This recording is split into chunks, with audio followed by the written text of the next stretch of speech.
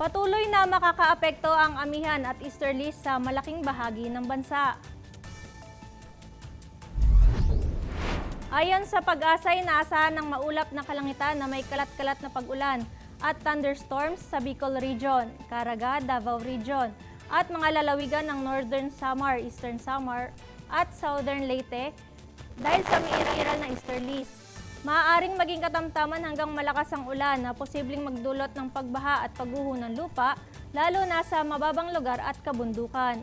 Samantala, makararanas ng maulap na may pag-ulan ang Apayao, Kalinga, Mountain Province, Ifugao, Cagayan, Isabela, Quirino, Nueva Vizcaya, Aurora at Quezon dahil sa patuloy na epekto ng Northeast Monsoon o amihan.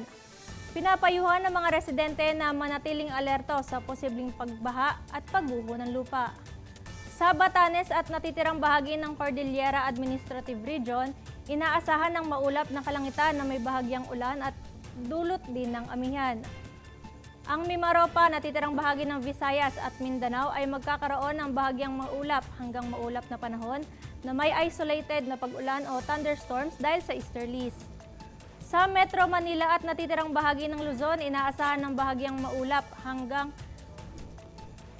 maulap na kalangitan na may panakanakang mahinang ulan dahil sa amihan.